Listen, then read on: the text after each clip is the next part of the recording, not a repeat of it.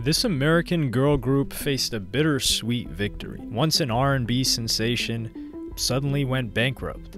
From arson charges to death to faulty contracts, that was the unfortunate demise of TLC. We are the biggest selling female group ever. 10 million albums worldwide. We have worked very hard. We have been in this business for 5 years. And we are broke. TLC consisted of 3 girls: Tion T-Boz Watkins, Razonda Chili Thomas, and Lisa Left Eye Lopez. Together they won 4 Career Grammy Awards, 5 MTV Video Music Awards, and 5 Soul Train Music Awards. But despite their success, they were supposedly treated poorly by their label. The group claims that they picked an unfair deal concerning their contracts from their manager, Perry Pebbles Reed, and their associated labels, LaFace Records and Arista Records. They recoup costs for manufacturing and distribution, which is a standard practice in the music industry. The label foots the upfront bill, so they help get the album off of its feet and distribute it into stores at that point, manufacturing, distribution, and placing them. And then they proceed to take it out of the artist's sales later down the road. They're also charged for mismanaging funds.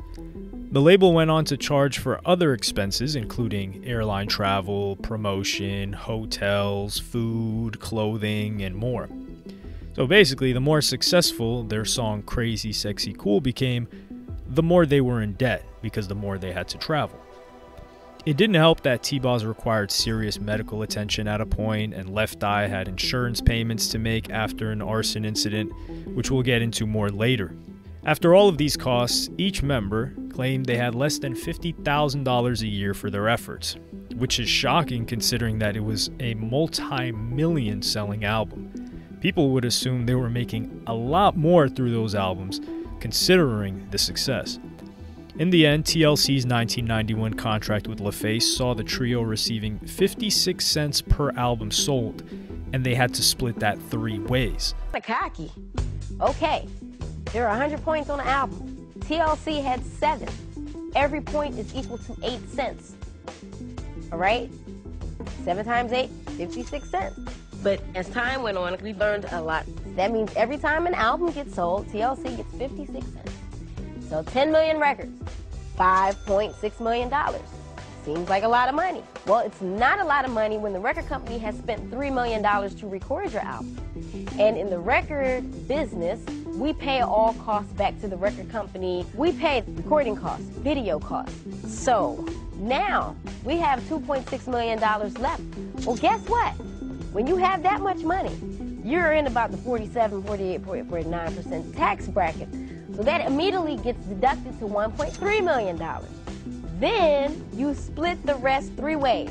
You got about $300,000 apiece, if that much. Okay? $300,000.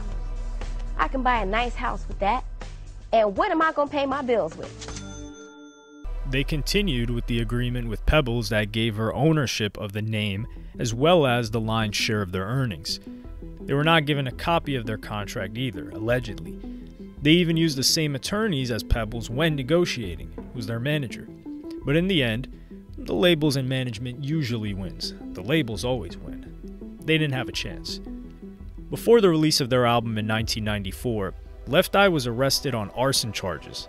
While under the influence of alcohol, she burned down the mansion of her on and off man, Andre Ricin. She also vandalized an array of his selection of cars, and she narrowly avoided jail time and was instead sentenced to 5 years of probation, and was shortly after admitted to an alcohol rehabilitation program. Could the pressure of the TLC situation have gotten to her? Possibly not. Possibly she was already like this. Rumor has it that the trio was not getting along very well for quite some time during their tour in the late 90s. There were falling outs, and it didn't help when Left Eye slammed her bandmates and also the music that TLC had created. She challenged her bandmates to record solo albums so she could prove she was the most talented in the group. A bit harsh. Luckily, they eventually reconciled, but rumors still spread. Left Eye continued to pursue a solo career, and eventually so did her bandmate Chili. they clearly must hate each other because they reunited in 2001 to work on material for their new album. After the release of her solo project Supernova, Left Eye announced that she had signed a new solo deal for a brand new album. Sadly, before this got to release, she tragically died in a car accident on April 25, 2002. T-Boz from TLC explained the stress of the situation as well. "Everybody treats us like we're stars now, except our own record company. When we signed our contract, we were under the impression that if we sold a bunch of records, they would give us a better deal. No matter how many records we sell or awards we win, they just treat us like dirt." Fans found it saddening that despite their hard work, they're practically given nothing, not even an amendment to their contract when they were selling a lot more. Record companies frequently reach out to new acts and offer to negotiate their contracts. It's really just a way of capitalizing on new talent. Stars such as Green Day, Offspring, the Cranberries, and more have all been given retroactive bonuses plus higher royalty rates in exchange for making additional albums and for the success that they've had. Attorney Eric Greenspan said that not all companies operate so kindly though. Executives will tell the artist not to worry about the contract details and promise to negotiate later. This is not just a problem for TLC, it's a problem for every unknown artist in the industry. Once you sign on the dotted line, you're at the company's mercy. After attempting to renegotiate its contract, TLC filed for bankruptcy protection under Chapter 11 of the U.S. Bankruptcy Code. They claimed that their contract was unfair and prevented the members of the group from being able to pay any of their bills. That February, word got out that the trio and several of their friends stormed into the office of Arista Records' chief executive Clive Davis and took their plaques off of his walls. The three claimed that they never received any of their awards from the record company. They did what they did, and it would affect their perception, especially in a court setting. Even if the judge allowed TLC to break its contract, it's extremely unlikely that the trio would have been signed with any other company ever again. LaFace executives said they plan to file an appeal, and the case could take several years to be resolved back at that point. Any company that signed TLC in the meantime would have to be responsible for millions of dollars in damages should the ruling have been overturned in appeal. So they were able to stall starving artists out with every legal delay, and eventually the artists usually give in. So basically it's like being trapped. Attorney Eric Greenspan said, "My advice to any new artist about to sign a contract is, you better watch your back."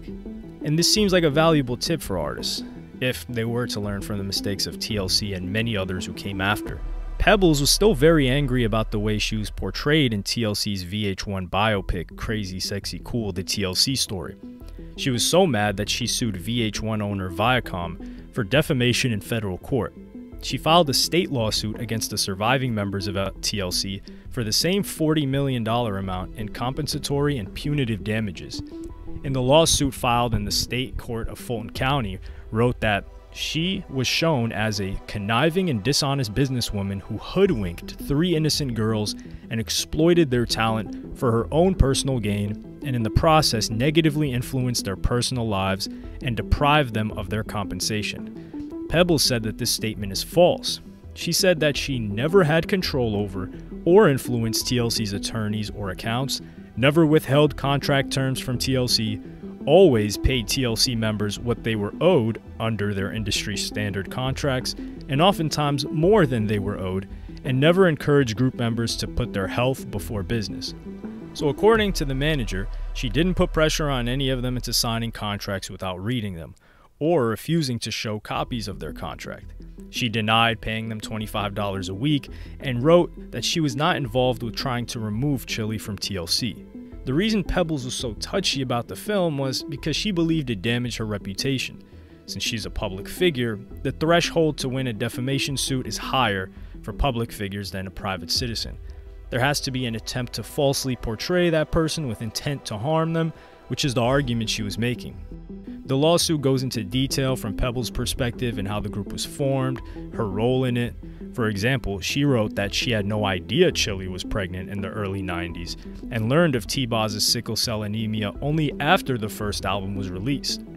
She also wrote how active she was in recruiting and managing them in the earlier years. It was even stated that on many occasions, Pebbles personally advanced expenses on behalf of them and was never fully reimbursed by the group for that. Apparently, she also compensated TLC over the amounts due under the terms of the contract. She believes she counseled and nurtured the group and encouraged them to be frugal in their spending. She wrote that she poured her heart and soul into the group for over 5 years and didn't want to walk away from TLC. It's been claimed that before the first album was completed, TLC tried to change contract terms to cut her out of the deal.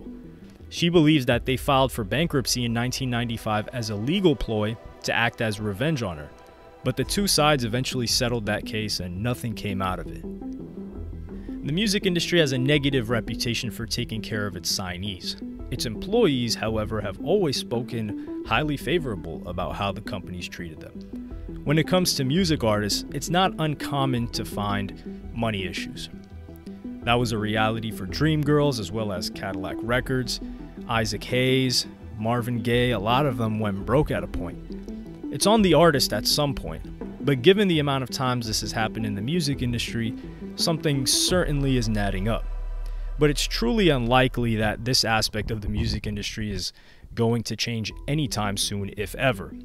There's also the practice of labels, managers, and other personalities sometimes taking publishing rights when they weren't even in the studio when a song was being created. And they go ahead and are able to collect artists' expenses. T-Boz suffered medical illnesses, which makes that problem even worse. She suffered from sickle cell anemia, and in 2009 revealed that she was also battling a brain tumor. Medical illness actually bankrupts a significant amount of people in general, so this was no surprise either. So it was sad that T-Boz was filing for bankruptcy again, but this is unfortunately just a sad reality for a lot of artists. A large issue TLC raises for the recording industry won't be settled on its own. Even if the case was a speedy settlement that produced a more generous contract for TLC, they would simply have to prove the point that bankruptcy court can be an attractive way for big stars who want a better contract. The New Jersey lawyer, Mr. Lehman, who has handled dozens of bankruptcy cases in the entertainment industry, said that the recording industry was now fully aware of the artists, but their hottest and biggest stars.